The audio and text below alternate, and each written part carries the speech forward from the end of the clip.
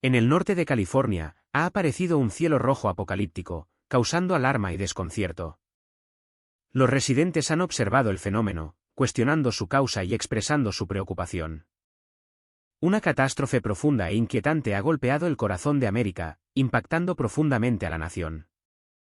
En las regiones del oeste, cielos carmesí han envuelto Yellowstone, acompañados por un descenso de azufre fundido, que ha derretido ciudades mientras dejaba bosques y vida silvestre ilesos, como si se estuviera llevando a cabo un juicio selectivo. Simultáneamente, un silencio desolador se ha extendido por la zona de los Grandes Lagos, volviendo las palabras inútiles, las pantallas sin sentido y despojando a la civilización de su lenguaje a través de una frecuencia imperceptible. A lo largo del río Mississippi, una oscuridad creciente ha surgido de la superficie del agua, erosionando recuerdos, identidades y el futuro de linajes prominentes. Mientras tanto, en el Valle de la Muerte, un lugar donde la vida es escasa, un río ha ascendido contra la gravedad, poseyendo un sabor dulce y desafiando tanto al hambre como a la muerte. Estas anomalías plantean preguntas: ¿son eventos aislados y explicables, o significan algo más profundo, ecos de las escrituras que instan a la introspección y al recuerdo de verdades olvidadas? Antes de continuar, por favor, indique su disposición en los comentarios. Suscríbase a este vídeo para mantenerse informado sobre estos eventos extraordinarios mientras los exploramos juntos. Desde el caldera abrasada de Yellowstone hasta las profundidades gélidas de los Grandes Lagos, desde el serpenteante Mississippi hasta las alturas desoladas del Valle de la Muerte, los testigos están documentando fenómenos que desafían la explicación científica convencional. Comencemos no en los bordes de la nación, sino en su núcleo mismo. Yellowstone no entró en erupción en un sentido convencional. No hubo flujo de lava fundida, ni una colosal nube de cenizas, ni una explosión cataclísmica que anunciara su llegada. En cambio, el propio cielo se transformó. Los satélites detectaron por primera vez esta anomalía justo antes del amanecer, observando un carmesí profundo y antinatural que se extendía por la caldera, como si los propios cielos hubieran sido manchados. A esto le siguió una lluvia como ninguna otra. No era ceniza, ni agua, sino cristales fundidos de azufre y azufre que descendieron sobre el oeste de los Estados Unidos. Testigos desde Wyoming hasta Utah informaron del mismo fenómeno, fragmentos brillantes cayendo silenciosamente, siseando al impactar y consumiendo todo lo hecho por el hombre: hormigón, acero, asfalto y plástico. Las autopistas se abollaron y se ablandaron, los distritos industriales se deformaron y colapsaron, y enteras secciones de ciudades como Denver y Salt Lake City parecieron derretirse, sus estructuras disolviéndose en lugar de arder. Sorprendentemente, y para asombro incluso de observadores experimentados, los bosques circundantes permanecieron intactos por el fuego, y la vida silvestre, aunque huyendo, no resultó chamuscada. Los árboles se mantuvieron resilientes bajo cielos que causaron estragos en los rascacielos. Un socorrista, con dificultad para encontrar palabras, lo describió como si la destrucción reconociera la diferencia entre las construcciones humanas y lo que Dios había plantado. Se produjeron evacuaciones masivas, con millones de personas huyendo hacia el oeste y el sur a medida que las cadenas de suministro se desintegraban, casi de la noche a la mañana. Los mercados se congelaron, los sistemas de seguros colapsaron y un orden económico construido durante décadas se desmoronó en pocos días. Sin embargo, el supervolcán permaneció inquietantemente silencioso, sin ofrecer ninguna erupción ni desencadenante geológico claro que explicara los eventos. Los científicos se apresuraron a buscar explicaciones, considerando raras reacciones atmosféricas, liberaciones geotérmicas desconocidas o eventos químicos en cascada. Pero cada teoría explicaba solo una parte del fenómeno, sin lograr explicar su totalidad.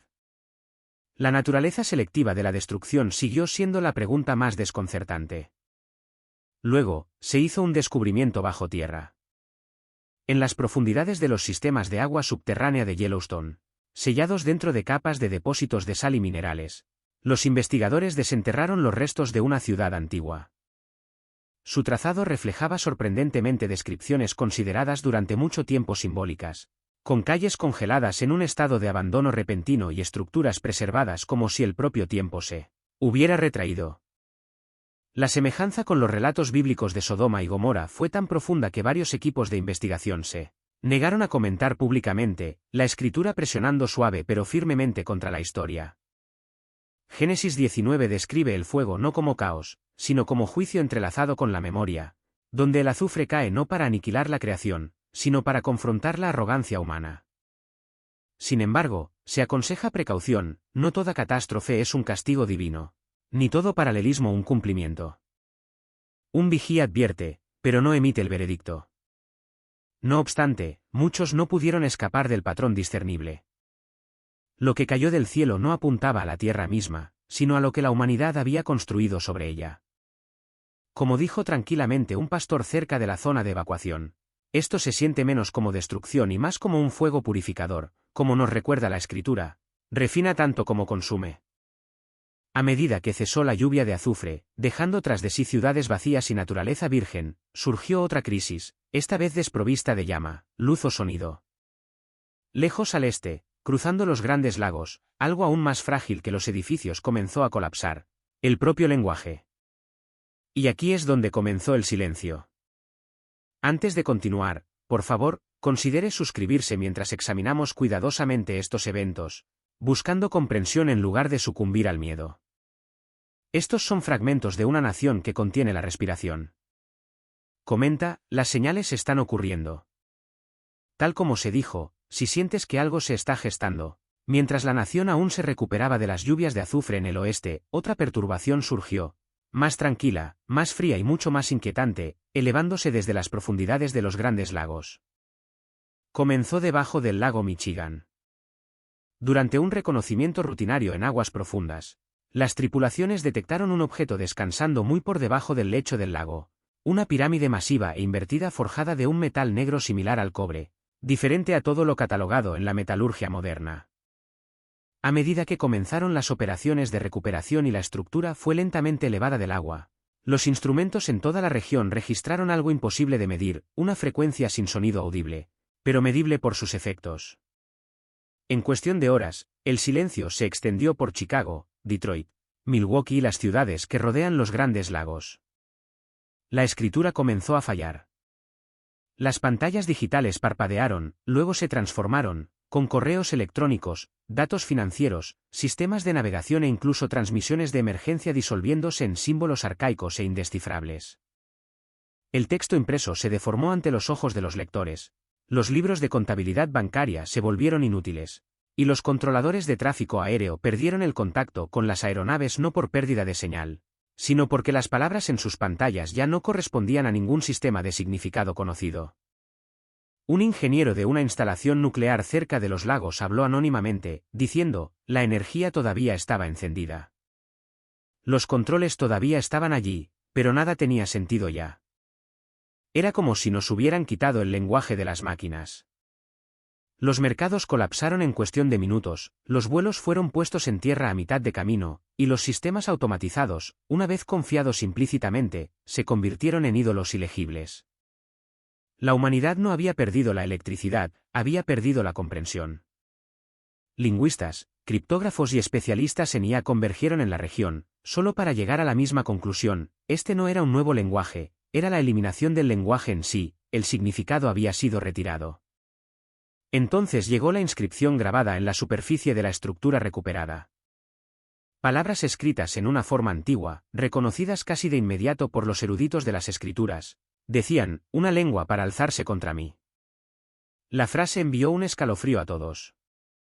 Incluso los expertos más seculares, los lingüistas comparativos, identificaron el artefacto como algo al que se hace referencia no en mitos, sino en la tradición teológica, lo que algunos textos llaman la llave de la confusión, el instrumento por el cual se hizo añicos la unidad de Babel.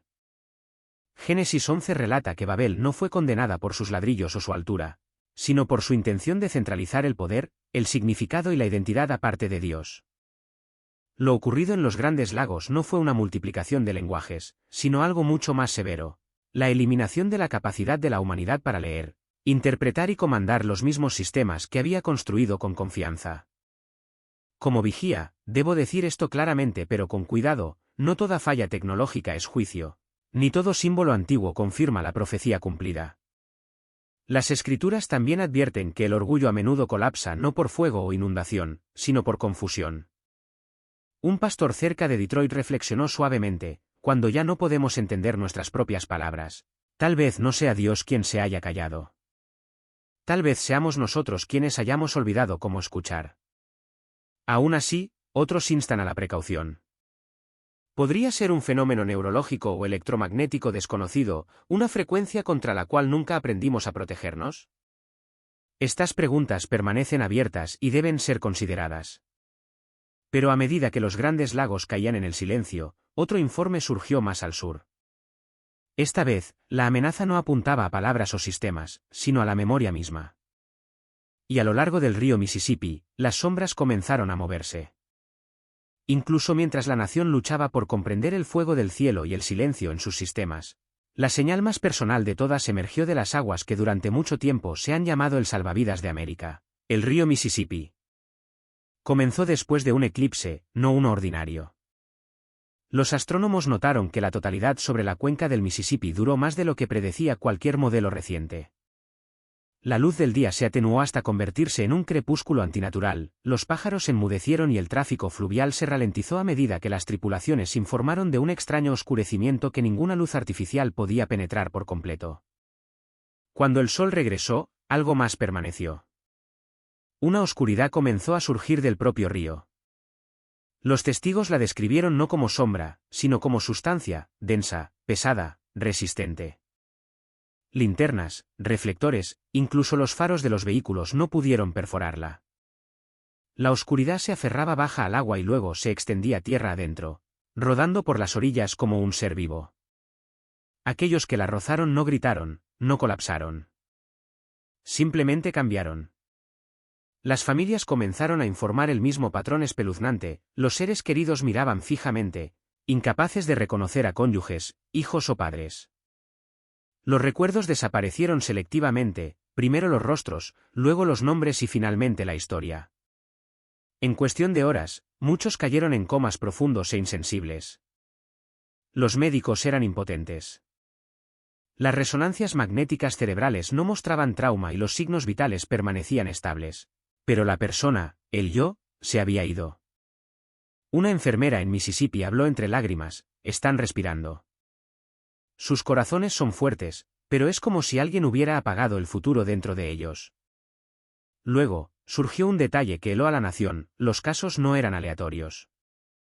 Los afectados eran desproporcionadamente los primogénitos, herederos de dinastías políticas, imperios financieros y legados corporativos. Los planes de sucesión se desmoronaron de la noche a la mañana. Las juntas directivas se paralizaron y los gobiernos se estancaron.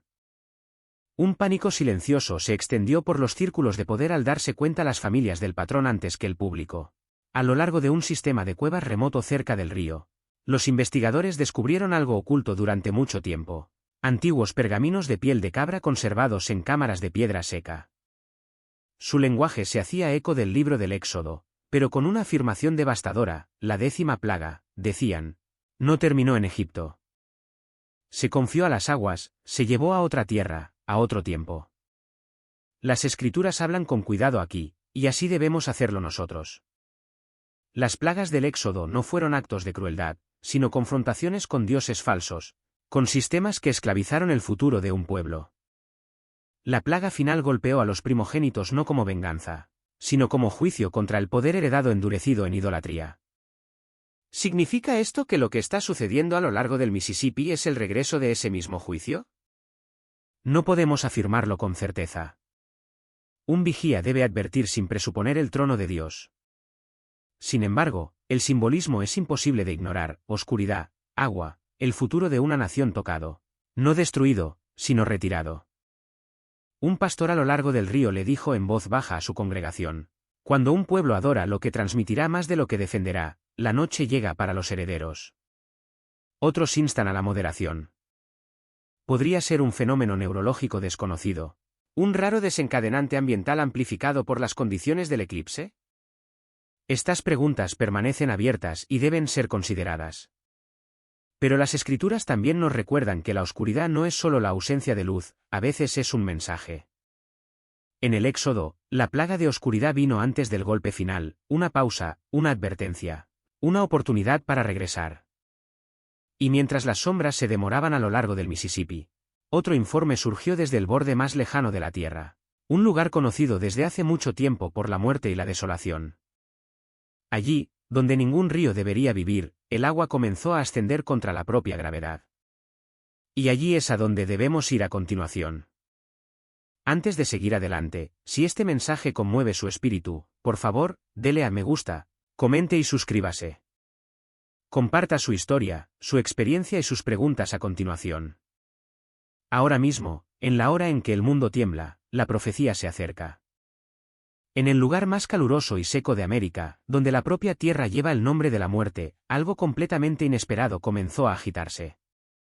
Durante generaciones, el Valle de la Muerte ha enseñado una lección singular: aquí nada fluye. El agua desaparece y la vida retrocede. Sin embargo, justo antes del amanecer una mañana, los lugareños notaron una fina línea de humedad trazando la tierra agrietada, brillando débilmente a la luz temprana. Al principio, parecía un espejismo, otro cruel truco del calor y el agotamiento. Pero esta vez, el agua no desapareció. Ascendió. Un manantial brotó del suelo del valle, claro y constante. Lo que atrajo a los testigos más de cerca, sin embargo, no fue su apariencia, sino su dirección. En lugar de correr cuesta abajo, obedeciendo a la gravedad como todos los ríos deben, el agua comenzó a subir lenta y deliberadamente, trazando un camino hacia la cresta más alta a la vista. Un profundo silencio cayó sobre el valle. Las radios crepitaron y se silenciaron, e incluso el viento pareció detenerse.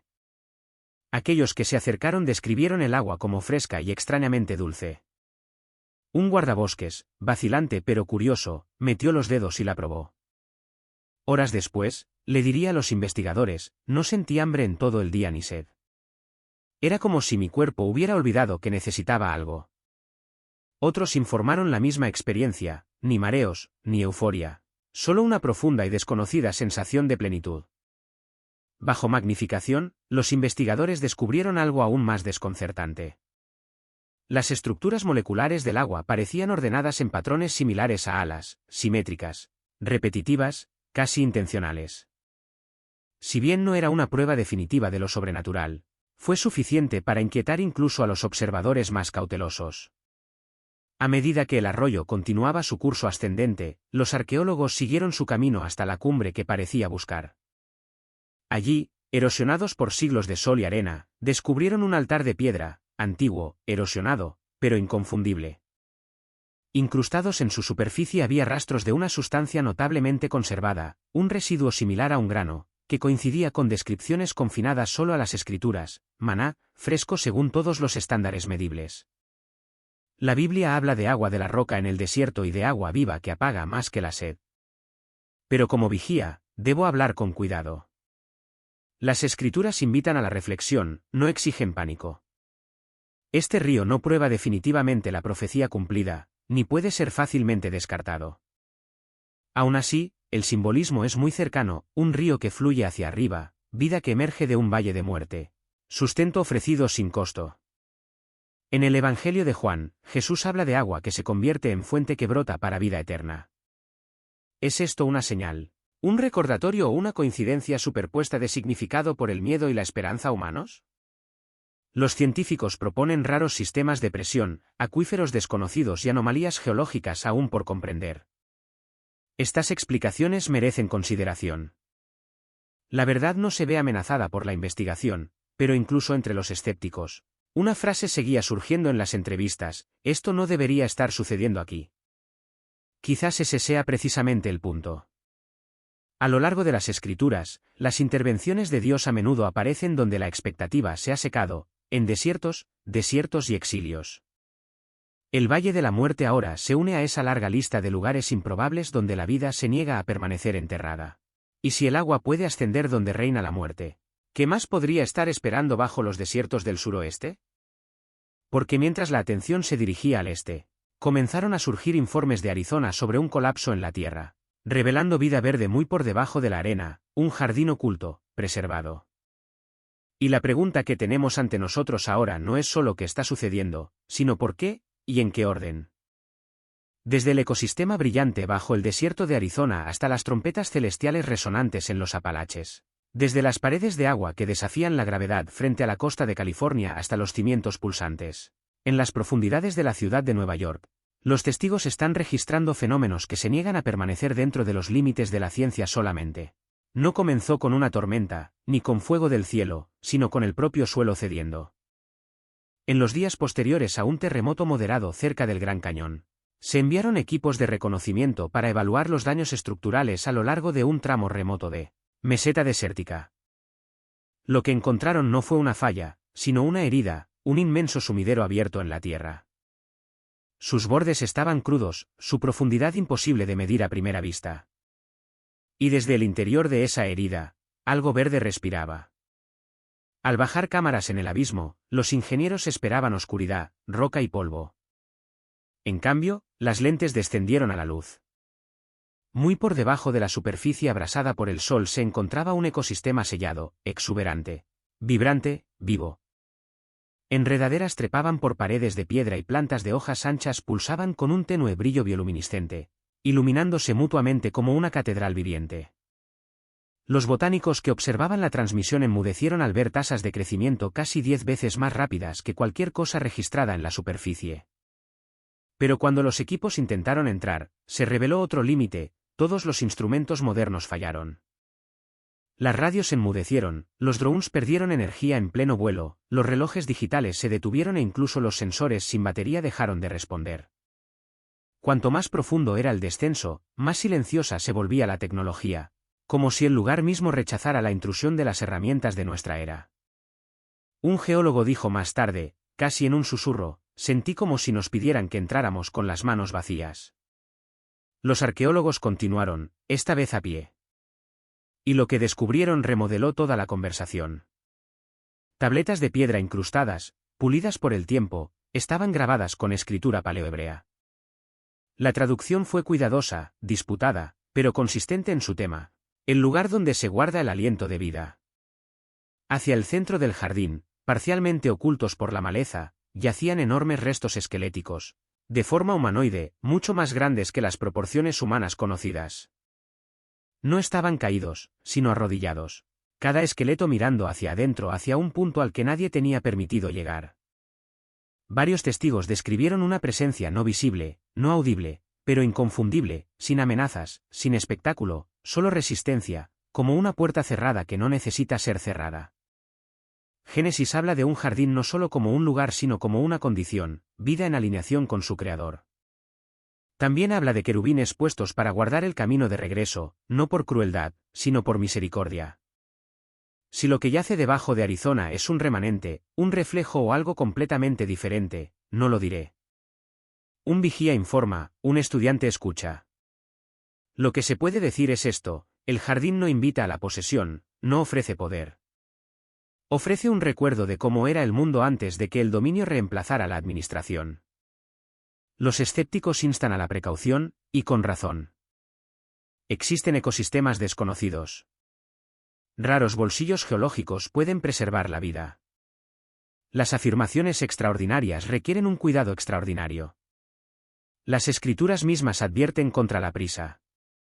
Pero aún así, el patrón se profundiza, el fuego purificó el oeste, el silencio humilló el norte. La oscuridad tocó el futuro a lo largo del Mississippi, el agua ascendió en el Valle de la Muerte. Y ahora la vida se encuentra debajo del desierto. Si esto es una coincidencia, es notable. Si es algo más, entonces apenas estamos comenzando. Porque incluso cuando los equipos sellaron el sitio de Arizona, comenzaron a surgir informes desde las montañas Apalaches sobre cielos que se comportaban de manera extraña, nubes que se formaban con intención, sonidos que rodaban por las colinas como trompetas distantes. Y la pregunta que tenemos ante nosotros ya no es si la Tierra está hablando, sino si estamos preparados para escuchar. Comenzó silenciosamente en las montañas Apalaches, lejos de capitales y titulares, en una región acostumbrada a tormentas, niebla y la lenta paciencia del tiempo. En las primeras horas de varias noches consecutivas, los residentes de Kentucky Oriental, Virginia Occidental y Virginia Occidental comenzaron a informar algo difícil de nombrar. El clima no se comportaba como el clima debía. La lluvia caía en patrones estrechos y rectangulares, deteniéndose bruscamente en límites invisibles. El trueno retumbaba sin relámpagos. La densa niebla formaba muros que avanzaban cuesta arriba, luego retrocedían contra el viento. Los instrumentos de las estaciones locales se contradecían entre sí, barómetros subiendo mientras los mapas de presión mostraban colapsos, temperaturas bajando en los valles mientras las crestas se calentaban. Al principio, sonaba a folclore, pero los datos siguieron. Las imágenes de radar capturaron perturbaciones geométricas repetitivas sobre las mismas crestas remotas, apareciendo y desapareciendo con regularidad mecánica. Los técnicos de la NOAA notaron oscilaciones que no coincidían con los ciclos atmosféricos conocidos. Los drones enviados a inspeccionar el área perdieron la señal en el momento en que cruzaron ciertas columnas de aire, cayendo inertes como si hubieran sido apagados. Sin embargo, el equipo analógico, viejos termómetros de mercurio, anemómetros mecánicos, continuó funcionando. Luego vino el descubrimiento bajo el dosel. Escondido en un claro boscoso una vez utilizado para infraestructura de la Guerra Fría, los topógrafos descubrieron una estructura parcialmente enterrada de piedra y aleación, fusionada en lugar de ensamblada. Su diseño era circular, en capas y alineado precisamente con las trayectorias predominantes de las corrientes en chorro. No había marcas, ni inscripciones. Sin embargo, su orientación reflejaba calendarios de viento antiguos utilizados mucho antes de la meteorología moderna. Los arqueólogos no pudieron datarla con certeza. Los materiales resistían la corrosión de maneras que no deberían ser posibles. Los ancianos locales hablaban de la montaña que llama a las tormentas, una frase descartada durante generaciones como superstición. Ahora, los investigadores escucharon con más atención. Cuando las tormentas pasaban sobre las coordenadas de la estructura, el clima se doblaba, la lluvia se dividía, los vientos se detenían, la presión se doblaba hacia adentro. No era control en el sentido moderno, sino modulación, como si algo debajo del suelo no estuviera creando el clima, sino decidiendo cuándo podía pasar. Las escrituras tienen lenguaje para esto, aunque lo sostengo suavemente. Job habla de almacenes de nieve y de vientos liberados por orden.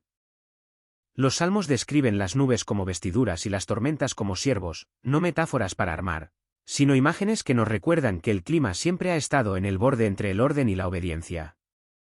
No afirmo que esta sea una máquina construida por ángeles, ni por hombres. No afirmo que sea un juicio. Solo digo esto, las montañas están haciendo algo que no han hecho en memoria viva, y los cielos están respondiendo. Los científicos advierten paciencia, se están realizando más mediciones. Se están probando explicaciones alternativas, anomalías magnéticas, infraestructura enterrada, resonancia atmosférica rara. Estas son preguntas necesarias, honestas. Aún así, aquellos que se pararon bajo la lluvia esa noche dicen lo mismo, se sintió dirigido. Un vigía no grita conclusiones, permanece despierto. Un estudiante no teme las preguntas, mantiene el libro abierto. Y mientras los Apalaches nos recuerdan que el viento y la lluvia todavía pueden responder a límites invisibles, comienzan a surgir informes del Pacífico, donde el mar mismo parece retirarse, y algo antiguo está dejando su marca en el agua. Giraremos nuestros ojos al oeste. Si este mensaje conmueve su espíritu, por favor, dele a me gusta, suscríbase y comparta sus pensamientos, historias o experiencias a continuación. Ahora mismo, en la hora en que nuestra nación tiembla, la profecía se acerca. Se desarrolló bajo una de las ciudades más ruidosas de la Tierra. En un lugar en el que nadie piensa mirar, en lo profundo de Manhattan, debajo de metros, cimientos, cables de fibra óptica y túneles olvidados, las cuadrillas de mantenimiento que trabajaban durante la noche en una inspección rutinaria de infraestructura notaron algo mal con sus instrumentos.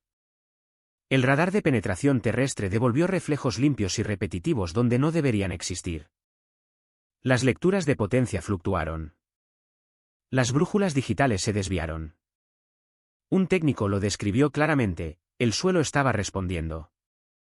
Escaneos adicionales revelaron lo que parecían ser una vasta rejilla incrustada en el lecho de roca, una red de vetas de cuarzo, antinaturalmente puras, que se intersectaban en ángulos precisos y se extendían mucho más allá de los límites de la ciudad. Estas no eran fracturas geológicas aleatorias, las formaciones formaban una geometría deliberada, en capas como circuitos, pulsando débilmente cuando se exponían a la vibración de trenes o tráfico de arriba. Luego vino la luz.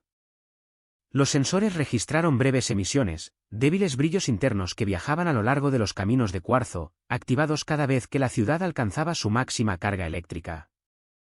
No chispas, no calor, sino una luminiscencia fría y cristalina, invisible a simple vista pero inconfundible en cámaras especializadas. Los intentos de llevar electrónica moderna más adentro causaron fallas, las baterías se agotaron, los relojes se desincronizaron, los datos se corrompieron. Sin embargo, el equipo analógico más antiguo continuó funcionando sin problemas. Los geólogos confirmaron que el cuarzo era diferente a cualquier cosa documentada anteriormente debajo de Nueva York, mucho más puro, más denso y más coherente de lo que los depósitos naturales deberían permitir. Se trajeron arqueólogos cuando se descubrieron marcas en una cámara de piedra sellada dentro de la rejilla. Símbolos lineales se parecían a formas protosemíticas antiguas, refiriéndose a lo que se traducía libremente como la piedra que recuerda y el cimiento que escucha. No hubo consenso. Algunos propusieron un sistema de resonancia natural extremo amplificado por la energía urbana. Otros sugirieron remanentes de una estructura antigua desconocida anterior a la civilización registrada. Algunos se preguntaron más cautelosamente si la ciudad se había construido sin saberlo sobre algo diseñado no para sostener la vida, sino para observarla. Las escrituras tienen lenguaje para piedras que claman, para cimientos que testifican, para altares construidos no hacia arriba sino hacia abajo. No reclamo cumplimiento. No asigno veredictos. Solo anoto que la Biblia nunca trata el suelo debajo de nosotros como inerte. Recuerda. Soporta peso. Testifica en su propio tiempo. Lo que más inquietó a los observadores fue esto: la rejilla no reaccionaba al ruido, al caos o a la densidad, sino a la alineación. Cuando los trenes pasaban en ritmo, cuando las multitudes surgían al unísono, cuando las redes eléctricas se sincronizaban, el cuarzo respondía con más fuerza, como si la coherencia, no la escala, fuera la clave. Un vigía separa donde los muros se encuentran con los horizontes. Un estudiante escucha antes de hablar. Así que escucho a los científicos, a los datos y, sí, a los viejos textos que nos advierten que no subestimemos lo que hay bajo nuestros pies. Nueva York es un símbolo del logro humano, la velocidad y la ambición. Si los cimientos mismos están despiertos, entonces la sabiduría sugiere que preguntemos no solo cómo se construyó la ciudad, sino sobre qué se construyó. E incluso mientras los ingenieros sellan los pozos y clasifican los informes, llegan noticias desde el corazón de la tierra, desde Kansas, desde campos destinados a la cosecha, donde el trigo mismo está comenzando a cambiar. Tendremos que mirar allí a continuación. Comenzó en el corazón del medio oeste estadounidense, donde la tierra suele ser predecible y honesta sobre lo que produce. A lo largo de las vastas llanuras de trigo del centro de Kansas, una sola granja familiar informó algo que no encajaba con la estación, el suelo o ninguna cepa de cultivo conocida. Al amanecer, el agricultor notó un parche donde el trigo ya no reflejaba el oro, absorbía la luz en cambio. Los tallos eran más oscuros que la sombra, ennegrecidos, rígidos, inmóviles por el viento. Se trajo maquinaria antes de que surgiera la preocupación. Las cosechadoras modernas se detuvieron, las cuchillas reforzadas se embotaron y luego se rompieron. Los tallos no se doblaban ni se rasgaban, sonaban débilmente al ser golpeados, como metal bajo tensión. Las muestras llevadas a laboratorios cercanos confirmaron la imposibilidad: estructura orgánica, sí, pero endurecida más allá de cualquier proceso biológico conocido. En cuestión de días, el crecimiento se expandió. Las imágenes aéreas revelaron claramente el patrón: el trigo negro se extendía hacia afuera en perfectos círculos concéntricos, presionando suave pero implacablemente en los campos circundantes. El suelo debajo permaneció fértil, el trigo ordinario creció hasta el límite, y luego se detuvo como si reconociera una línea que no cruzaría. Lo que siguió inquietó a la comunidad más que las plantas mismas. Varias personas que intentaron arrancar los tallos a mano sufrieron quemaduras graves, localizadas, repentinas, sin causa visible. Sin embargo, otras, acercándose con cautela y sin fuerza, informaron algo completamente diferente.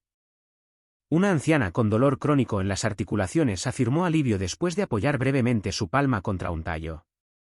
Otro hombre recuperándose de una enfermedad a largo plazo dijo que su respiración se alivió por primera vez en años. Los médicos no ofrecieron conclusiones, solo documentación. Se llamaron equipos arqueológicos cuando los escaneos del subsuelo detectaron vastas cámaras huecas debajo de la granja. La excavación reveló antiguos silos de grano, inmensos en escala, tallados profundamente en el lecho de roca, anteriores incluso a las civilizaciones mesoamericanas. En el interior había reservas de semillas, perfectamente conservadas, sin alteración genética, sin descomposición, puras, como describió un genetista, como si no hubieran sido tocadas por el tiempo. Ninguna inscripción explicó su presencia, ninguna herramienta explicó a sus creadores. Algunos se acercaron cautelosamente a las escrituras, no para reclamar autoridad sino para pedir prestado el lenguaje. Jesús habló una vez de trigo y cizaña que crecen juntos hasta la cosecha, cuando la separación no vendría por manos humanas sino por segadores designados. Sostengo esa parábola cuidadosamente, las parábolas son espejos, no manuales. Invitan a la reflexión antes de la declaración. ¿Es esta una anomalía biológica? ¿Posiblemente una reacción química en el suelo, quizás una convergencia de condiciones raras? La ciencia continúa su trabajo, como debería, pero incluso las voces más cuidadosas admiten esto, nada como esto ha sido registrado en la historia agrícola moderna. No hablo aquí para condenar ni para bendecir. Un vigía observa, un estudiante escucha. La Biblia permanece abierta, pero también la mente.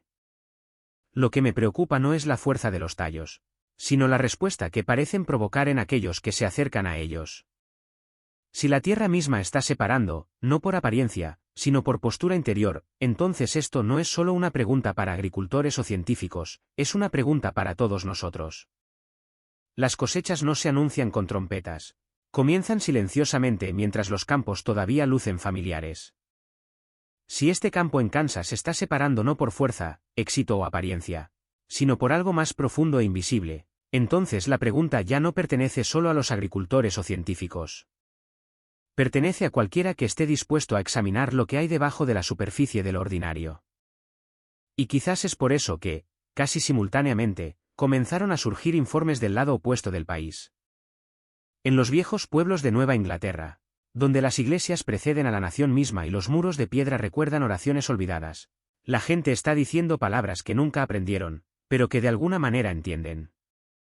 Si los campos están comenzando a separar lo que se cultiva, y el lenguaje mismo está comenzando a recordar lo que se perdió, entonces podríamos estar presenciando no el caos, sino un patrón. No pretendo saber a dónde conduce.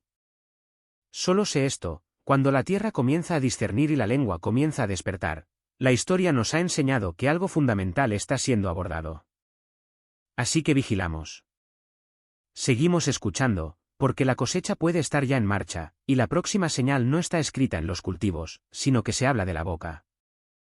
En un tranquilo pueblo de Massachusetts, donde las paredes de tablillas blancas y los campanarios desgastados se mezclan con siglos de costumbre, los trabajos de restauración descubrieron algo inesperado debajo de los cimientos de piedra de una iglesia de la era colonial. Lo que inicialmente se supuso que era una bodega de almacenamiento derrumbada se reveló, centímetro a centímetro cuidadoso, como una cámara sellada, construida deliberadamente y escondida con cuidado. Dentro había miles de finos cilindros de arcilla, apilados en anillos concéntricos del suelo al techo. Estaban calientes al tacto, y no estaban en silencio. Los trabajadores describieron un murmullo bajo y continuo que llenaba la cámara, no lo suficientemente fuerte como para hacer eco, pero imposible de ignorar. No era mecánico, ni viento, ni vibración del tráfico de arriba.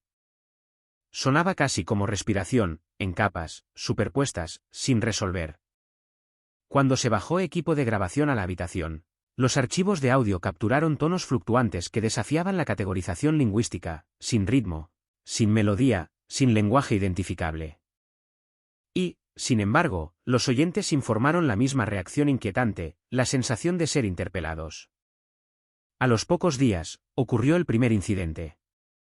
Una especialista en preservación que pasó varias horas catalogando los cilindros emergió incapaz de hablar inglés o cualquier idioma conocido. Los escáneres médicos no mostraron accidente cerebrovascular, ni trauma, ni daño neurológico. Sin embargo, cuando intentó comunicarse, lo que salió fue algo completamente diferente, no palabras, sino vocalizaciones moldeadas por tono, ritmo y peso emocional. Extrañamente, quienes la rodeaban la entendieron de inmediato, no intelectualmente, sino instintivamente. Tenía miedo, pedía agua, se estaba disculpando. Todos los presentes lo entendieron sin traducción. A medida que más personas entraron en la cámara, el patrón se repitió. Primero desapareció el inglés, luego el español, luego el mandarín, árabe, francés. En su lugar vino un modo compartido de expresión, parte sonido, parte gesto, parte proyección emocional. Las conversaciones se volvieron más cortas pero más profundas. El engaño era casi imposible. Varios testigos informaron náuseas repentinas al intentar ocultar la ira o la envidia al hablar. Un hombre se desmoronó a mitad de frase, diciendo más tarde, no pude separar mis pensamientos de mi voz. El efecto no duró para siempre. La mayoría recuperó el habla normal en cuestión de horas, algunos tardaron días. Unos pocos se negaron a hablar después. Textos recuperados de la cámara ofrecieron contexto, pero no consuelo. Diarios escritos a mano en paleoinglés y latín tempranos señalaban una secta puritana radical que operaba a finales del siglo XVII. Sus escritos hablaban de Babel no como historia antigua, sino como una herida abierta. Creían que la división del lenguaje no era meramente un castigo sino una contención, un acto de misericordia para evitar que la humanidad se destruyera a sí misma a través del orgullo unificado. Y, sin embargo, intentaron deshacerlo. Un pasaje dice, si la lengua fue esparcida para refrenar el pecado, entonces solo el purificado podrá soportar su regreso. Otro advierte, la voz de Dios no puede ser llevada por un corazón dividido. Los cilindros, según sus registros, no eran instrumentos de sonido sino recipientes de memoria, intentos de preservar una forma de habla pre-Babel, no vocabulario, no gramática, sino el significado mismo. Aquí, las escrituras se adentran suave pero firmemente en la conversación. Hechos 2 describe un momento en que las barreras del lenguaje cayeron no por estudios sino por el espíritu. Cada uno oyó la verdad en su propia lengua, unidad sin uniformidad, comprensión sin borrado. Pero Pentecostés no expuso todo pensamiento oculto, reveló el Evangelio, no el contenido del corazón humano. Aquí es donde dudo y donde se vuelve necesario observar. Lo que se está desplegando debajo de esa iglesia se siente adyacente al patrón bíblico pero no idéntico a él. El lenguaje de Adán nombró la creación, sí, pero nombrar conlleva autoridad, y la autoridad sin restricción siempre ha sido peligrosa. Aquellos afectados más profundamente por el fenómeno no hablaron de paz, hablaron de sobrecarga, de oír demasiado, de darse cuenta de cuán abarrotado se había vuelto el mundo interior. Un testigo dijo en voz baja, nunca se nos permitió oírnos unos a otros tan claramente. Todavía no. La ciencia continúa su trabajo. Los lingüistas proponen sincronización neurológica. Los psicólogos sugieren empatía intensificada desencadenada por sugestión y proximidad. Los arqueólogos debaten la autenticidad de los textos. Todo esto importa. Nada de esto debe ser descartado, pero tampoco el patrón. Los campos están discerniendo. Las aguas han cambiado. El lenguaje mismo se está agitando. No me presento aquí para declarar que esta es la voz de Dios restaurada, ni para advertir que está prohibida. Me presento como un vigía que también es un estudiante, alguien que sabe que las Escrituras nos enseñan no solo a creer, sino a discernir. Jesús reprendió a aquellos que podían leer el clima pero no las señales de los tiempos. Así que tal vez la pregunta que tenemos ante nosotros no es si estos eventos son señales, sino si estamos preparados para reconocer lo que las señales deben hacer. No terminan las conversaciones, las inician. No reemplazan la palabra, nos impulsan de regreso a ella. Y si la lengua está empezando a recordar lo que una vez se perdió, entonces puede ser hora, con cuidado, humildemente, de volver a las enseñanzas que nos dicen cómo escuchar cuando Dios elige hablar. Bueno, no es solo nuestra área la que siente los efectos en Montana. Los fuertes vientos están causando problemas, desde árboles caídos hasta cortes de energía, y MTN tiene equipos capturando el impacto. Aquí hay un vistazo a lo que está sucediendo en otros lugares del estado del Tesoro. Date prisa. Sí, vamos. Date prisa. Date prisa. Ven a ver. Míralo. Mira. Oh Dios mío. Mira. Oh, Señor mío. Este fuego fue tan poderoso que creó una nube de tormenta sobre el Gran Cañón. Algo triste ha tenido lugar en suelo estadounidense. Un velo sofocante descendió sobre los campos de Gettysburg, Pensilvania, guardados durante mucho tiempo en reverente silencio, como si la tierra liberara lamentos que había llevado durante generaciones. En otros lugares, el fuego trepó por las colinas y despojó a una ciudad de sus ilusiones. Siguió el agua, ascendiendo sin respeto por las fronteras o el privilegio, cubriendo lo que nunca se había reparado realmente. Y entonces el propio suelo cedió, derribando lo que muchos creían que nunca caería, no anunciado con sirenas, no explicado claramente por los titulares, sino que la gente lo sintió en silencio. En una tierra moldeada por el sacrificio y manchada por sangre antigua, estos momentos no se anunciaron con explicaciones. Llegaron como imágenes, dejando una sola pregunta inquietante que se negaba a desvanecerse. ¿Fue esto meramente el eco de la consecuencia regresando para reclamar su debida parte? ¿O una llamada más silenciosa, instando a un pueblo inquieto a volver sus corazones a Dios? Antes de acercarnos, te invito a que te quedes con nosotros, no por curiosidad, sino por cuidado. Hay lugares en el mundo donde la propia tierra recuerda. Donde cada campo, cada colina y cada hondonada lleva el peso de decisiones que moldearon la conciencia de una nación. Mucho antes de nuestro tiempo, este lugar se convirtió en un punto de encuentro de sufrimiento y resolución, un paisaje marcado no solo por el triunfo, sino por la pérdida medida en generaciones. Lo que sucedió allí no fue aleatorio. No ocurrió en un lugar sin nombre ni en un lugar sin significado. Se desarrolló donde la historia se conserva con esmero, donde los visitantes vienen no para el espectáculo, sino para recordar el costo de la división y la frágil esperanza de reconciliación. Para comprender el evento que ha inquietado a tantos, uno debe primero comprender el entorno, su silencio, su simbolismo, y por qué cualquier cosa fuera de lo común allí se siente profundamente incorrecta. En los próximos momentos, nos acercaremos con gentileza, dejando de lado la conjetura y la prisa, para que cuando se revelen los detalles, se vean a la luz adecuada. Solo entonces podremos empezar a comprender no solo lo que sucedió, sino por qué importa. Lo que se desarrolló a continuación tuvo lugar en Gettysburg, Pensilvania, un nombre grabado profundamente en la memoria estadounidense. En un terreno guardado en silencio durante mucho tiempo por reverencia, donde hileras de piedras se alzan como oraciones congeladas en el tiempo, surgió una escena inquietante sin previo aviso. Los testigos describen un velo repentino descendiendo sobre los campos históricos, una nube baja y extendida que no se movía como la niebla ordinaria. Se aferró. Persistió. Desdibujó los contornos familiares de monumentos y caminos, convirtiendo el terreno abierto en algo cerrado y sin aire. Las familias que caminaban cerca de Cemetery y por los senderos de Little Round Top comenzaron a disminuir la velocidad, luego a detenerse. Algunos hablaron de un fuerte sabor metálico. Otros sintieron que sus pechos se apretaban, sus respiraciones se acortaban, sus corazones latían con un miedo que no podían nombrar de inmediato. En cuestión de minutos, la confusión se extendió. Miles de visitantes, padres con hijos, parejas de ancianos, peregrinos de la historia, fueron vistos retirándose apresuradamente, se oyeron voces. Algunos se arrodillaron instintivamente, otros se taparon la boca, con los ojos llorosos, superados por la misma sensación preocupante. El aire mismo se sentía mal.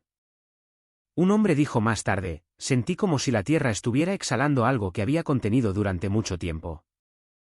Una mujer cerca del monumento de Pensilvania susurró entre lágrimas, pensé en el éxodo, en la plaga que llenó el aire. Nunca imaginé tal cosa aquí.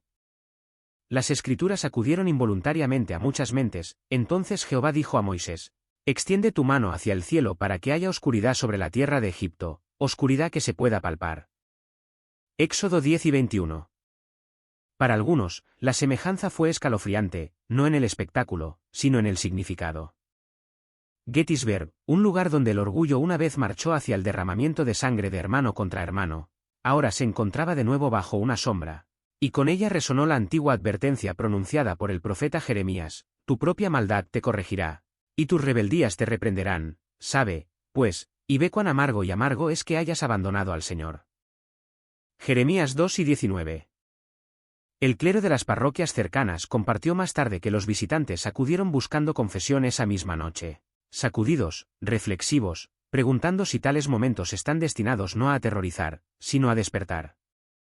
Jeremías advirtió de la destrucción nacida de la arrogancia. Un sacerdote dijo en voz baja, no siempre por fuego o espada, a veces por el aire que respiramos. Las autoridades hablarían más tarde en términos medidos. Seguirían las investigaciones. Se ofrecerían explicaciones. Sin embargo, para los presentes, la pregunta ya había echado raíces, ¿por qué aquí? ¿Por qué ahora? Y a medida que la nube finalmente se disipó, dejando los campos visibles una vez más. Otro detalle comenzó a atraer la atención, algo pasado por alto al principio, algo descubierto solo después de que el aire se aclaró. Un acontecimiento que cambiaría la conversación en una dirección completamente inesperada. A medida que pasaban las horas, un patrón extraño comenzó a surgir, uno que los testigos lucharon por explicar, pero que no pudieron ignorar. Aquellos que informaron de dolor persistente no eran aleatorios. Los guardaparques, los paramédicos y los propios visitantes comenzaron a notar que la angustia más severa y prolongada parecía afectar a los individuos que momentos antes habían estado envueltos en acaloradas discusiones políticas. Voces levantadas por viejas quejas. Acusaciones dichas bruscamente. Símbolos llevados no como memoria sino como marcadores de división. Algunos se agarraron el pecho mucho después de que el aire se hubiera aclarado. Otros hablaron de una presión que no cedía, de una agitación que se negaba a calmarse. Sin embargo, cerca, familias ilesas por la disputa permanecieron sin daño. Los niños continuaron respirando fácilmente. Las parejas de ancianos se mantuvieron firmes. Varios testigos describieron algo difícil de poner en palabras comunes, una especie de brillo, no cegador, sino protector. Era como si el aire estuviera más claro a su alrededor, dijo un voluntario del parque, como un bolsillo de calma. Para muchos oyentes, la escritura ofreció nuevamente un lenguaje donde la explicación fallaba. En Egipto, las plagas no cayeron a ciegas. Pondré una distinción entre mi pueblo y tu pueblo, declaró el Señor, Éxodo 8 y 23. La oscuridad cubrió la tierra, pero los hijos de Israel tenían luz en sus moradas, Éxodo 10 y 23. El patrón era familiar, juicio no impulsado por la crueldad, sino por la resistencia del corazón. La aflicción se aferró no a los inocentes, sino a los endurecidos en la contención, a aquellos que portaban lo que algunos comenzaron a llamar silenciosamente una marca de división, no en el cuerpo, sino en el espíritu. Un visitante reflexionó más tarde, no se trataba de bandos. Se trataba del espíritu que trajimos con nosotros. Otro dijo, me di cuenta de cuánta ira había estado cargando, y lo pesada que se sentía en ese momento. Si esto fue un recordatorio, se hizo eco de una antigua verdad. Las advertencias de Dios a menudo revelan en lugar de inventar nuestra condición. Se separan no por la fuerza sino por la respuesta. Y, sin embargo, justo cuando esta inquietante distinción comenzó a circular entre los presentes, surgió otro acontecimiento, uno que no concernía a quien resultó herido, sino a lo que quedó en el suelo, esperando ser notado una vez que las multitudes se hubieran ido. Si este momento está removiendo algo dentro de ti, quédate con nosotros. Es posible que desees darle a me gusta o suscribirte en silencio como señal de apoyo. Y si tu corazón siente el peso de ello, deja la simple oración, Dios, perdóname, abajo, no para exhibición, sino como un acto compartido de humildad antes de continuar. Cuando el aire finalmente comenzó a aclararse, lo que quedó resultó aún más inquietante que la propia nube. A medida que la neblina se disipó sobre los campos y reaparecieron los marcadores de piedra, los visitantes hablaron de imágenes que parecían formarse y mantenerse, no talladas, no pintadas, sino percibidas. Cerca del Cementerio Nacional de Soldados, varias personas describieron la misma visión de forma independiente, figuras altas y luminosas que parecían pararse donde se recuerda a los caídos. No tan sólidas como los monumentos, pero inconfundibles en su contorno. Alas sugeridas en lugar de dibujadas, rostros indistintos pero decididos. Algunos los llamaron ángeles, otros, reacios a nombrar lo que vieron, hablaron solo de una presencia, como si la tierra ya no estuviera vacía. Se levantaron teléfonos, luego se bajaron. Muchos dijeron que las imágenes no se registraron correctamente en cámara, pero eran innegables a la vista. Los psicólogos usarían más tarde la frase cuidadosa, experiencia visual colectiva. Los presentes eligieron palabras más simples, todos lo vimos. Ya fueran apariciones o conciencia compartida hecha visible, el efecto fue el mismo. Una nación ya agobiada por una historia no resuelta se encontró confrontada no con acusaciones gritadas, sino con la verdad revelada en silencio. Gettysburg, tratado durante mucho tiempo como un capítulo cerrado, se convirtió en un lugar donde sucedió algo sin precedentes. Funcionarios locales, autoridades del parque y representantes visitantes, algunos conocidos por años de desacuerdo público, fueron vistos reuniéndose cerca del centro de los terrenos. Sin podio, sin declaraciones. En cambio, los testigos dicen que se arrodillaron juntos, con la cabeza inclinada, las manos desabotonadas. Oraciones dichas en voz alta, no por la victoria o la justificación, sino por la misericordia y la sanación. Las imágenes de ese momento se propagaron rápidamente, no la nube, no las visiones, sino los líderes de rodillas. Por todo el país, las iglesias abrieron sus puertas. Sonaron campanas a horas no programadas. Llamamientos al ayuno, la confesión y la reconciliación resonaron desde púlpitos y mesas familiares. Los comentaristas lucharon por encontrar lenguaje, pero muchos pastores se volvieron al profeta Jeremías. No a sus advertencias, sino a su promesa: «He aquí que vendrán días, dice Jehová, en que haré nuevo pacto con la casa de Israel. Pondré mi ley en sus entrañas, y la escribiré en su corazón». Jeremías 31, 31, 33. Después del exilio viene el regreso. Después del juicio, la renovación. Y, sin embargo, incluso a medida que el movimiento de arrepentimiento tomaba forma, eruditos e historiadores comenzaron a examinar algo pasado por alto en medio de la emoción, un detalle ligado no a la visión o la oración, sino al momento preciso y la ubicación donde la nube descendió por primera vez. Un detalle que puede conectar este momento con un patrón mucho más antiguo y mucho más amplio de lo que nadie imaginó inicialmente. Gettysburg ya no se hablaba solo como un campo de batalla. Fue renombrado en la conciencia pública como un santuario de reconciliación. Los peregrinos comenzaron a llegar no como turistas sino en penitencia. Millones cada año caminaban por los mismos senderos una vez marcados por la división, ahora abordados en silencio y oración. Lo que los atrajo no fue solo la curiosidad sino el testimonio. Los visitantes hablaban de una calma inexplicable, de cargas aliviadas, de una sensación de que las heridas, personales y colectivas, finalmente podían ser nombradas sin odio. Un letrero en particular se volvió imposible de ignorar, en el Memorial Lincoln dentro de los terrenos. Los testigos informaron de lo que parecían ser lágrimas formándose a lo largo de la piedra, la humedad trazando lentos caminos por el rostro tallado, visible incluso con tiempo seco. Los expertos ofrecieron explicaciones, los peregrinos ofrecieron salmos. Los que siembran con lágrimas segarán con regocijo. Salmo 126, 5. Piedra llorando, donde una nación una vez se rompió en dos, se convirtió en un símbolo no de vergüenza sino de perdón duramente ganado. Lo que comenzó como desastre no terminó en ruina, terminó en renovación. La nube no había venido a borrar sino a exponer, no a destruir un pueblo sino a llamarlo de regreso. Como declaró una vez el profeta Oseas: «Venid, y volvamos a Jehová, porque él hirió, y nos sanará». Oseas 6, 1. La lección era inconfundible: los juicios de Dios, cuando se reciben con humildad, se convierten en instrumentos de misericordia tanto desde los púlpitos como desde las mesas familiares. Otro pasaje comenzó a surgir, una esperanza silenciosa para una era dividida. Haced todo esfuerzo por mantener la unidad del espíritu en el vínculo de la paz. Efesios 4, 3.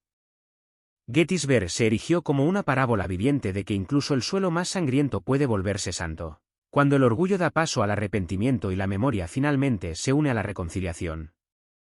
Y así, la pregunta se vuelve suavemente hacia nosotros. En una América todavía fracturada por palabras más afiladas que espadas, ¿qué nubes ignoramos? ¿Qué divisiones excusamos como normales? ¿Y dónde podría Dios estar preparando no el castigo sino la sanación? Porque Gettysburg no fue el final de la historia, fue el comienzo de un patrón, uno que pronto aparecería de nuevo en otros lugares bajo cielos diferentes, esperando a aquellos con ojos para ver y corazones dispuestos a escuchar. Antes de seguir adelante, te invito a que hagas una pausa con nosotros y elijas permanecer atento. Si este viaje te habla, un me gusta, silencioso o una simple suscripción es una forma de decir que estás dispuesto a mantener la guardia. Lo que has escuchado hasta ahora es solo el umbral. Quédate con nosotros porque lo que sigue no es una repetición sino una profundización, el comienzo de un patrón más amplio que ahora se vislumbra. El primer evento en esta secuencia en desarrollo se recordará como el fuego pecaminoso de California. Durante 7 días ininterrumpidos, masivos incendios forestales arrasaron las colinas y las afueras de Los Ángeles. Las llamas saltaban de cañón en barrio, impulsadas por vientos secos y tierras dejadas vulnerables por años de deforestación imprudente superpuesta a un clima en calentamiento. La noche se volvió naranja. La luz del día se atenuó bajo un techo de ceniza. Icónicos horizontes desaparecieron tras el humo mientras distritos enteros se reducían a silencio y brasas. Las brigadas de bomberos hablaron de incendios que se comportaban de manera antinatural, cambiando de dirección sin previo aviso, ardiendo más intensamente de lo esperado, consumiendo lo que no debería haberse quemado tan completamente. Los residentes huyeron con poco más de lo que podían llevar, viendo cómo una ciudad construida sobre la ilusión y el exceso se desmoronaba en polvo ante sus ojos. Sin embargo, incluso mientras los científicos rastreaban las causas, estrés climático, tala ilegal, negligencia humana, muchos no pudieron escapar del eco más profundo que esta catástrofe despertó. Las escrituras han utilizado durante mucho tiempo el fuego no solo como destrucción, sino como revelación. Entonces Jehová hizo llover sobre Sodoma y Gomorra azufre y fuego de parte de Jehová del cielo. Génesis 7 y 24. Para algunos, Los Ángeles, coronada durante mucho tiempo como el altar de la celebridad, la indulgencia y la adoración de la imagen, apareció repentinamente expuesta. El brillo de Hollywood, que una vez deslumbró al mundo, se derritió en cuestión de horas. Mansiones se quemaron junto a casas modestas. El estatus no ofreció refugio. La riqueza no compró inmunidad. El fuego resultó imparcial, pero con un mensaje deliberado. Los pastores de toda California hablaron con temblorosa moderación. Esto no era un espectáculo para burlarse, ni un juicio para armar, sino un espejo frente a una cultura que había olvidado la moderación, la humildad y la sacralidad del alma humana. Las llamas parecían preguntar lo que generaciones habían evitado: ¿qué sucede cuando el deseo no se rige? ¿Cuando la propia creación es explotada? ¿Cuando el arrepentimiento se pospone indefinidamente? En el libro del Apocalipsis, el fuego no es solo ira, es refinamiento, una purga que precede a la restauración, una advertencia antes de la palabra final: Él os bautizará en el Espíritu Santo y fuego. Mateo 3 y 11. Confiriendo imágenes de revelación, por lo tanto, los incendios de California entraron en la memoria pública no solo como catástrofe ambiental sino como un hito teológico, la primera sacudida en un despertar más grande.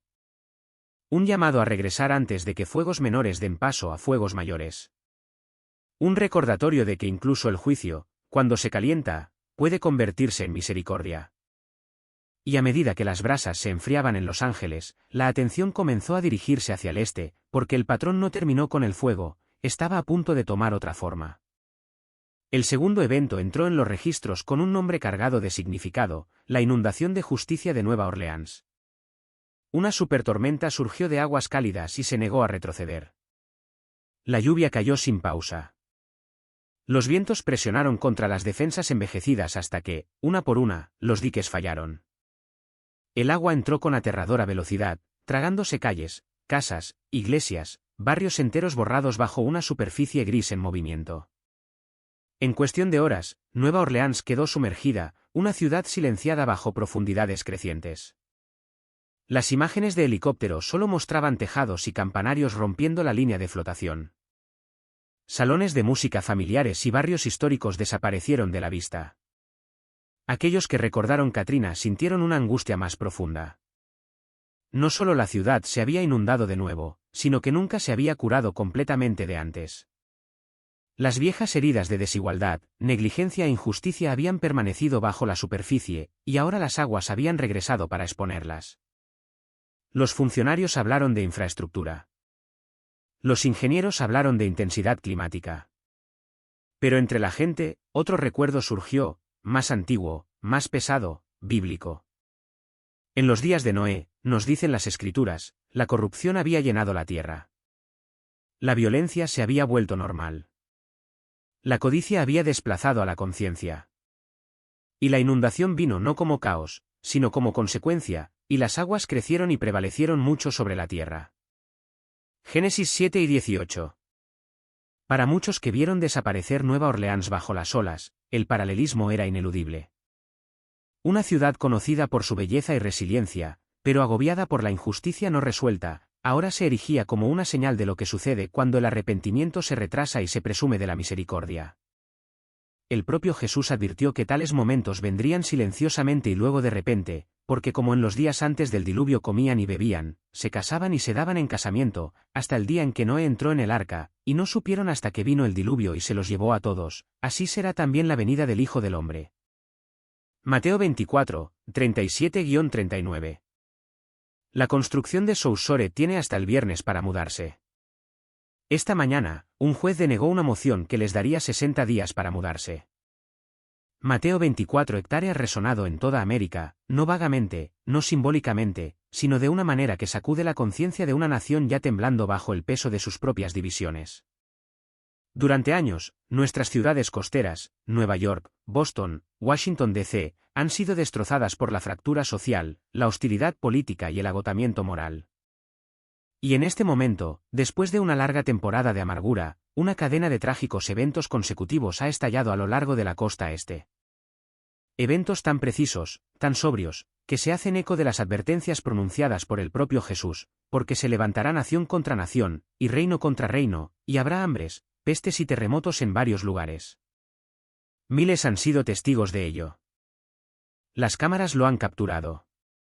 Y decenas de miles de familias, trabajadores, barrios enteros han sido expulsados de sus hogares mientras los cimientos mismos de estas ciudades se tambaleaban bajo el peso de la calamidad.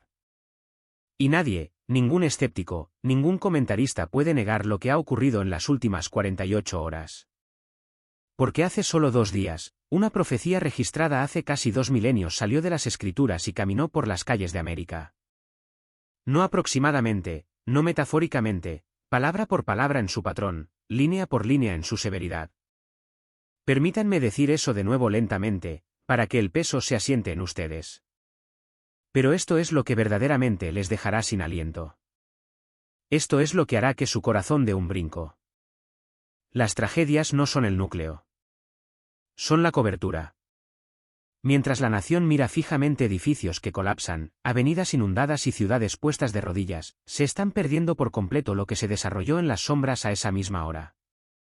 Porque en medio del caos, sin informar, invisible para el público, una fuerza organizada de varios miles de hombres comenzó a moverse a través de las fronteras estatales. Una fuerza que opera las 24 horas del día.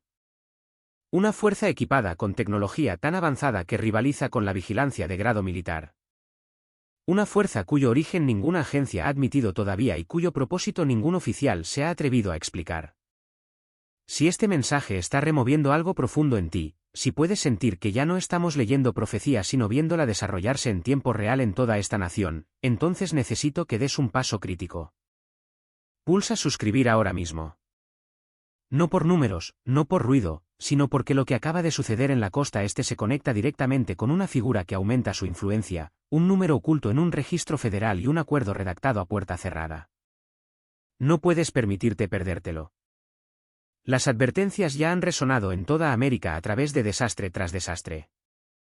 Las señales están en movimiento, y juntas apuntan a una conclusión innegable: la cuenta atrás final ha comenzado. Durante años, Estados Unidos ha sentido la tensión bajo presiones que nadie parecía capaz de detener. Pero nada, ni siquiera el capítulo más oscuro de la memoria reciente, preparó a la nación para lo que sucedió después. No comenzó con una sirena de advertencia. Ni siquiera comenzó con nubes en el horizonte. Comenzó como una caída de presión silenciosa que recorría el Atlántico, tan sutil que la mayoría de la gente no la notó. Sin embargo, cada barómetro a lo largo de la costa registró el mismo inquietante cambio. Luego, sin piedad, los cielos se volvieron violentos. Una supertormenta de magnitud sin precedentes rugió hacia la costa este, azotando Nueva York, Boston y Washington D.C. Con una furia que los meteorólogos más tarde admitieron que no pertenecía a ninguna tabla. Las aguas de inundación tragaron distritos enteros. Los metros se llenaron como pozos. Las redes eléctricas colapsaron una tras otra hasta que 3 ciudades importantes quedaron en una oscuridad tan completa que se sentía antigua. Los bancos se congelaron. Los mercados se desplomaron. Las autopistas se convirtieron en ríos de coches abandonados. Y justo cuando los equipos de rescate comenzaron a moverse, el mar mismo se convulsionó. Los sensores marinos detectaron una ruptura profunda y antinatural, no en ninguna falla conocida, desencadenando un violento terremoto submarino. Momentos después, olas colosales golpearon la debilitada costa, arrancando cimientos, tragando malecones y abriendo secciones de la línea costera como si la tierra estuviera rechazando sus propias fronteras. La gente ya no lo describía como una tormenta. Lo describieron como la tierra moviéndose bajo el espíritu del país. Los canales de noticias emitieron transmisiones de emergencia continuas. Las redes sociales se convirtieron en un campo de batalla de pánico, especulación y miedo crudo. La catástrofe estalló en barrios ya estirados. Y en medio del caos, sucedió algo inesperado. Las iglesias estaban abarrotadas. Personas que no habían rezado en años estaban de pie hombro con hombro, buscando significado, buscando respuestas. Mientras, al mismo tiempo, Internet se ahogaba en una marea de doctrinas radicales, profetas autoproclamados y predicadores de conspiraciones que proclamaban cada interpretación imaginable. Sin embargo, a través de todo el ruido, algo más, algo mucho más perturbador, comenzó a emerger de los informes oficiales. Los meteorólogos hablaron cautelosamente al principio, gradientes de presión que no coinciden con sistemas naturales. Comportamiento de las mareas inconsistente con modelos gravitacionales. Lecturas sísmicas que no obedecen la lógica tectónica. Todo sonaba científico hasta que se comparó con los datos brutos. Nada coincidía. Nada se repetía. Nada tenía sentido. Algo había empujado la naturaleza más allá de sus límites naturales. Y para millones de creyentes en toda América, la sensación fue inequívoca. Las advertencias de Jesús en Lucas 21, 25-26 de repente se sintieron escalofriantemente literales, y habrá señales en el sol, en la luna y en las estrellas, y en la tierra, angustia de las naciones, en el desconcierto por el bramido del mar y de las olas, desfalleciendo los hombres a causa del temor y la expectación de las cosas que sobrevendrán a la tierra, porque las potencias de los cielos serán conmovidas. No poético, no simbólico, sino convulsiones reales en tierra, mar y cielo ocurriendo simultáneamente. Entonces vinieron los testimonios. Un bombero de Brooklyn dijo: he pasado por huracanes. He visto zonas de desastre, pero esto fue diferente. Cuando se apagaron las luces, la ciudad no se sintió vacía. Se sintió vigilada. Una madre de Boston lloró mientras contaba a los periodistas: vi gente discutiendo en las calles inundadas, no rezando, no ayudando, gritando al cielo. Recordé ese pasaje, desfalleciendo los hombres a causa del temor. Y pensé, esto es todo. Cruzamos el umbral. Pero el relato más inquietante provino de un ingeniero naval retirado que había monitoreado datos oceánicos durante décadas. Lo que me aterrorizó no fue la tormenta, dijo. Fue el silencio después, una quietud pesada y antinatural, como si la tierra misma estuviera esperando algo. En mi espíritu, oí: los cimientos se están sacudiendo. Este es el principio. Y no estaba solo. Porque mientras la nación estaba fijada en calles ahogadas y edificios colapsados, otro movimiento comenzó silenciosamente en las sombras. Informes, no confirmados pero consistentes, describen una fuerza organizada de varios miles de individuos viajando por la costa este, moviéndose de noche, moviéndose con propósito, utilizando equipos tan modernos, tan precisos que rivalizan con la tecnología militar.